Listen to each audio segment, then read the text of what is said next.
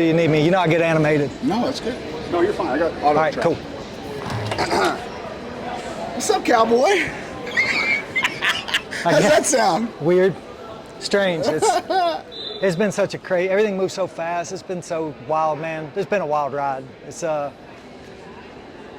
actually said it a few times recently. It's two things can be true, right? So sad and excited, and it's weird to feel two feelings at the same time. And I'm not the best with processing emotion, but like it's weird to feel two things almost the exact same time. It's like one hand you feel really excited about new opportunities, but then on the other hand, to have those new opportunities, you got to leave your place you really care about, and people that have had a huge impact on your life.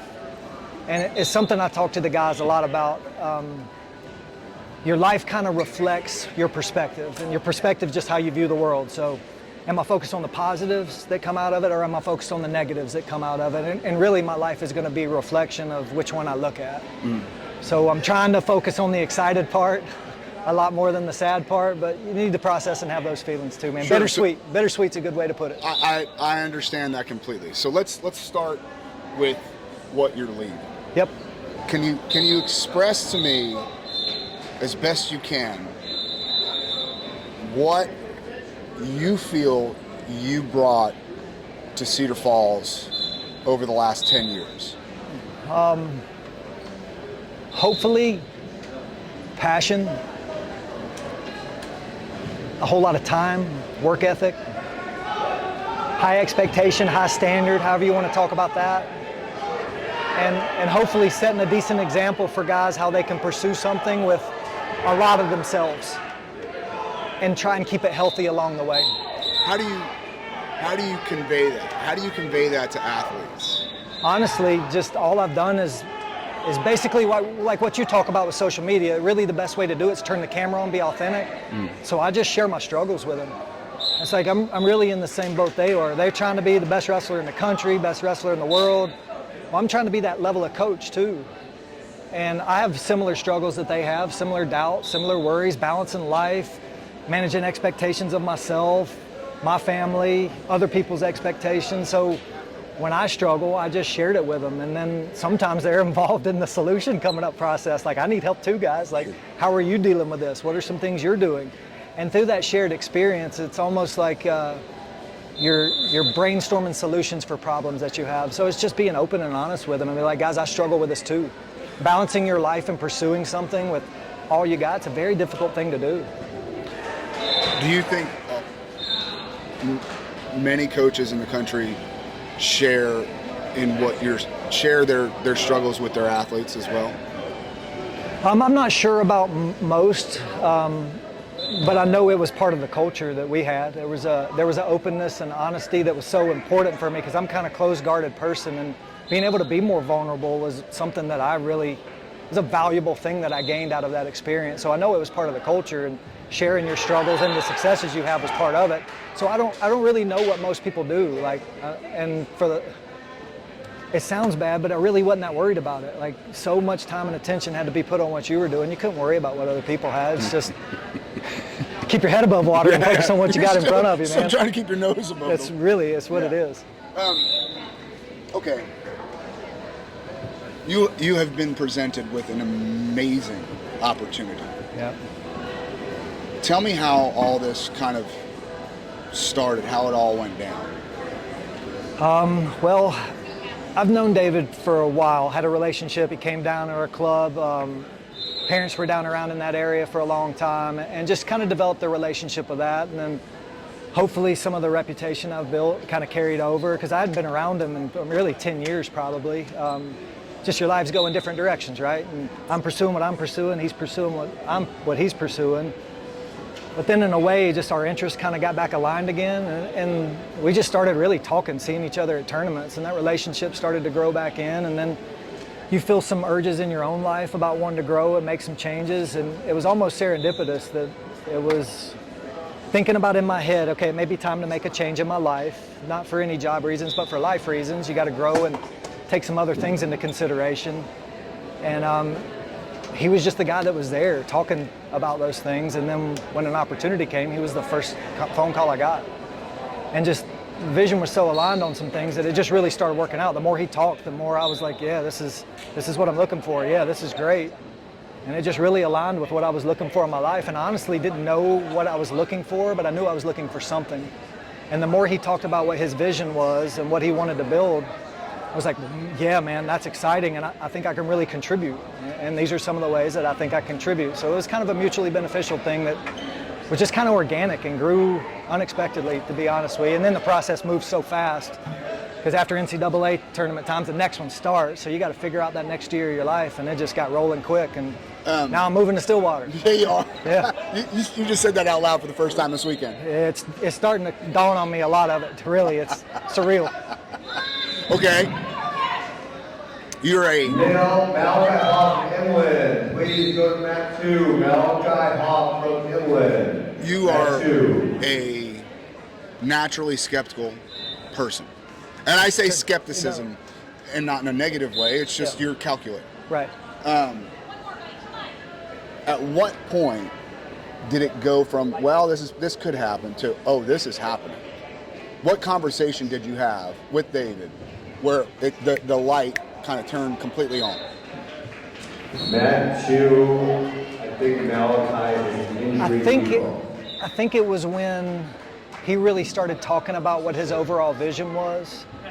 And it was much deeper than win a national title, right?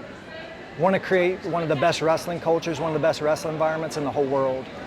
And honestly, that's been a vision of mine, even as big and audacious and crazy a goal as it was, even back in the compound days. I was trying to create one of the best wrestling experiences in the world, and the best in my ability to create. And seeing somebody else that talked about it in the same way, a wrestling experience, just felt, I don't know, it was like you put on your shoes and it just fit. It just fit. You put on your favorite jacket and it just fits. Your wrestling shoes, you know they're your shoes. Just like if somebody put on your wrestling shoes and you put them on, be like somebody else's feet have been in here. It just slid in and it fit really well, man. It was aligned. The same thing that happened when I was talking with Doug, 10 years ago now, when he was talking about what he wanted to build then. It was a very similar experience about like, oh yeah, I believe in this. I believe in it. So you said wrestling experience. Yeah. To me, that sounds like there are aspects of this sport that are lacking in the general and overall experience. What things do you hope to level up around the sport that will create a better wrestling experience? Well, one, it's like what we talked about earlier, and it's one of the most valuable things that I learned at UNI about like how you can pursue this and make it healthy. And a big part of that is investing in yourself and becoming more professional and looking at the resources you have in life, just not the monetary resources that everybody goes to right away. It's the time you have, it's the people that are around you, and how to use those to improve your life. And what direction do you want to improve your life in? Well, a lot of that's self-discovery, because everybody wants to grow in different areas and express themselves in different areas. And you know, we've talked about it a lot over the years, Mike. At the highest level, I think the sport's about self-expression.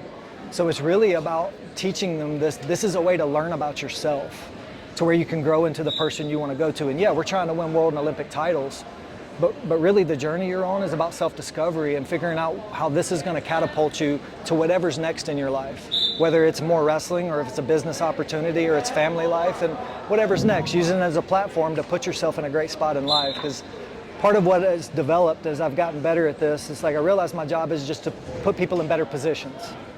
And I say it vaguely like that because I intend it that way, right? It's better positions wrestling-wise, sure, but also better positions with your relationships that you have, better position in your career, and understanding how to leverage some of the things around you to put yourself in a good spot in life, to make a very difficult thing to do, to progress through life for everybody, to make it as smooth as you can. What does that look like day one? Because you got to make a splash. Yeah, well, I actually don't know if you have to make a splash, because, and like you said, I like calculated a lot. I like that word. What does it look like on day one? I don't know. I'm not at day one, right? So you can come up with all these plans and ideas, and I am. My brain won't stop, right? You've been around me a long time. You know how it goes. The idea factory's churning, right? But really, those ideas can't get any kind of traction because I don't know what the ground looks like, right? and I really don't even know what the culture is for the most part. I don't operate with it every day. So the way I try and do ideas is, I don't know if anybody really knows where ideas come from, that thought generation. For me, I've been investigating it for a while now. It almost feels like a car just coming out of the fog. And it's like, I don't even know, is that my idea? Is it influenced from somewhere else? Where did this come from? So really, when I get around the people that are there and the experiences that happen and you start having interactions, that starts affecting the thoughts that are coming out of that fog. And that's really where your good ideas are going to come from and where the splash will make itself appear. Because if you think about making a splash, I don't even know what pool to jump in yet. So I don't know what the splash needs to be. And there very well need to be a splash, but identifying that takes a little bit of time. And I got to see what the landscape looks like before you even think about coming in and making any kind of splash. All right. Slide into the water. I like that a lot better. No cannonballs, man. That's good for the place and people you're. And listen, for what I want to execute, being calculated is you have to. Yeah. You have to be calculated because long-term vision, that's what David keeps talking about, long-term plan. And being able to execute long-term takes a lot of calculation, really does. It takes a lot of time, a lot of organization, and a lot of calculation. Look before you leap. So if there is going to be a splash, make sure you know where you're going to land. Yeah. All right, let's get to the nuts and bolts of it. Yeah. How excited are you to work with the likes of Zahid, RBY, those cats? Oh man, the growth that's going to come out of it is it's just going to be incredible. And it's, you know me, I'm a wrestling nerd, man. Like, I've been watching these guys wrestle since they were little. Yeah. Like middle school Super 32, sitting across the corner from Dayton Fix, right? It was actually junior duels, but he was a cadet at the time out in Oklahoma City, watching Zahid as a 9th grader, wrestling Greco on junior duel team. Like I've been watching these guys wrestle for an incredibly long time. And some of them, man, I've watched them wrestling a whole lot, like trying to come up with game plans and figure out how to win against them too. But to be on the other end of it, to me, it feels like a very well-rounded experience. So I've thought about it this side, right? Okay, what advantages can I get? And now how can I help them shore up some of those things that I saw maybe? Sure. So just the growth that's going to come out of it's incredible, man. And at my core, I'm still a wrestling nerd all the way through, man. And to be able to be around guys like that, I'm so excited, man. It really is a dream. It's something that a long time ago, back, man, you were down there 4th of July, man, when we were talking about those things and the big dreams and the big vision of your life. I'm gonna be honest, man, most of the time I'm just talking. You don't ever think you're gonna get there. And it's scary that you made the jump and it's like, dude, I never expected to be on this journey. I talked about it all the time and I tried to execute it as well as I possibly could. But to be on it, man, it really is a strange experience for me. And I'm trying not to lose sight of like that wrestling nerd that's still in me because I know that's part of what I'm about. Like, it's hard. Understanding this is a really cool experience is one of the things that makes me able to bring energy and passion to it, man. It's one of the things that helps that love for the athlete grow inside of me that I have to be at my best. And seeing these guys have to sacrifice so much to pursue these dreams, I know that love's going to grow so quickly because that's what I respect and admire in people. That sacrifice to pursue something they want in their life. I can't wait to be involved in that process and help them accomplish some big things. How close is Zahid to winning a world title? Well, again, like, I haven't done any of the development yet, but from an outside perspective looking in, and I watch a whole lot of wrestling, especially now, like, part of that's understanding the landscape of what 86 kilograms looks like. And to me, I walk in the room and be like, the champ is here. Right. You know what I mean? It's like, that dude is a bad man right now. Yeah. He's added some great forward pressure to his wrestling, and man, he's been the dude for so long, man. So, shoot, man, it's crazy for me to think about these guys, really, man, at the level they're at. Right. And so, to me, what I see is he's the best guy in the world. Yeah, and you know, you've dealt with Robuto going to Italy. Now you got RBY wrestling from Mexico. Mm-hmm. Talk to me a little bit about that dynamic and how wrestling for different countries, how it I don't know if the word's translates, but how it represents itself in the room. Is it a weird dynamic sometimes? Well, it wasn't with Robuto, and that's really the only experience I've had with it so far. Right. And like, I don't like to assume a lot of things. I've made a whole lot of mistakes in my life, making assumptions, a whole lot. That's a very long interview if you want to talk about that, very long. And I think it could be for all of us, but it wasn't with Colin a whole lot, but it might be with some other situations, but there's always solutions about it. And the solution for everything is always communication. It's like, if it is an issue, talk about it and let's figure out what the solutions are, but I don't expect it to on my end of things, because to be honest, a lot of that dissolves away and it really becomes about the individual athlete. Like to me, it doesn't matter really what singlet that you have on, other than we're all part of a group together and we're trying to achieve something as a group. But really it comes down to, again, putting this individual in the best position I possibly can. And sometimes the best position for that person is to represent another country and go represent them and try and win world and Olympic titles. Yeah, let's go do it. Okay. Will you be at the U.S. Open? Yeah, I'll be at the U.S. Open, yep. In what capacity? Well, the biggest thing I have to do right now is learn. And again, it goes back in, you want to make a splash right away, right? But is that the best thing to do? In my case, I don't think so. I think the best thing I can do right now, and speaking specifically, the number one thing I have to do is go down and learn a new language, right? So I think I have a pretty good depth of technical knowledge, but those are worded in my head in a way that might not line up with the verbiage that's used there. So the first thing I've got to do is the words that are coming out of my mouth to describe the positions that we're all describing have to line up with everybody else. Because having a common language in the room is a superpower. That's the only way people can understand what we're trying, the skill work we're trying to do, the tactic we're trying to work on. The words describe the picture in your head. And words are always the problem, right? Executing ideas. That's why things that are written very beautifully stick around for a long time. That's why poems stick in your head. That's why songs stick in your head. The words you choose are very important and valuable. So what am I doing at the U.S. Open? Watching how the individual athletes operate. Because the first thing I've got to figure out is, what do they need me to be? Who do I need to be for them? How can I help them the best? And then how do I communicate that help? So I'm listening to the words that are said to the athlete so I can start picking up on that language, and then looking at the individual athlete, figuring out how I can best serve them.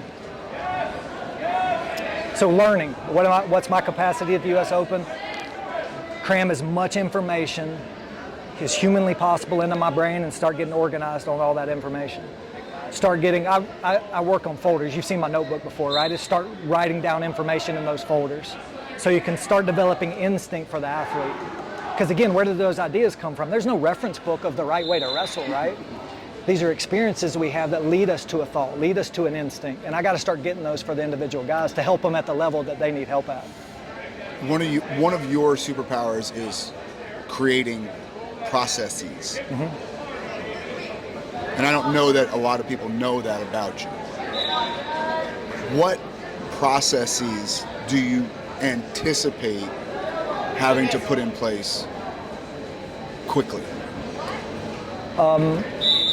Well, long-term plans, right? So the first thing that you have to figure out is, what are you working towards? Begin with the end in mind. Because if you don't know what you're working towards, how in the world do you know if the work you're doing today is productive at all? Because the very difficult thing to do in life is what I'm doing right now, this second, is beneficial for me 15 years down the line. So the processes that have to get implemented right away is like, what's the end result for the athlete? What are you working towards? What are your goals? And I know that has a lot of like sports psychology connotation to it, but it's much bigger than that. Like, what are your goals? Who do you want to be in life? What are you working towards? How are you going to express yourself? What does winning a world and an Olympic title actually look like for you? What does the match look like? What does your celebration look like? What do your interactions with your friends and your family and your fans look like? What does the next month of your life look like after we get to those things? Because once we have the end result, we can start working backwards. And let's say there's a 15-year plan for what you want to execute at the RTC, right? If you have an idea of what it looks like at the end of 15 years, you can just start backing it up. So you have the 15, 20-year plan, you split it in half, and you have goals that you want to hit and track at 10 years, and you bring it back to 5. Then you get your 1-year plan, your 6 months, you're operating in quarters, you bring it down to your month, you get it down to your week, and then you can actually dissect it into your day. And what I'm doing today and what I'm doing tomorrow and next month stacks up in a way that leads you to that end result. Time can compound. If you can start executing that plan and be consistent with it, your time will compound, and it's the end where things get exponential. So what process do I have to put in place first? I got to figure out what we're working towards. What is the picture? And I go back to Charles Pike. Charles, if you see this, shout out to you, man. This is a concept you gave me. And this is what he was doing with me at the compound way back when I was trying to do that. Think about it, something you can put up on a shelf for somebody to buy. So it's like, the way he described it, it's like a folder that they pull off. And they're looking through what they're gonna purchase. And it's the process that the athlete's gonna go through, the experience, right? What does that folder look like? What does the road look like? What journey are you taking them on? So figuring out what the end of that looks like is gonna help me fill in the gaps from the beginning to the end. And a lot of that's like sitting and talking with David. Like more details on what he wants to execute. How much freedom and execution does he want me to have? How much does it need the link and line up? So there's a lot of things that you have to figure out before you really start creating a whole lot. And getting in a hurry is one of the biggest mistakes in my life, and I'm trying not to repeat that, and it's just operate slowly and consistently.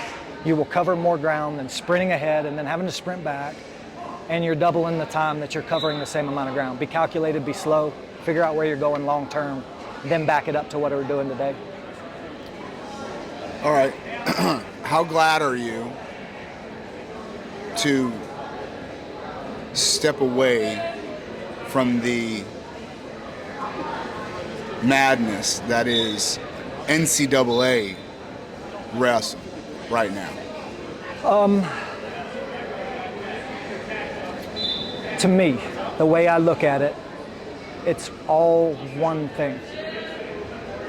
It's a wrestling culture, and the wrestling culture is changing a whole lot.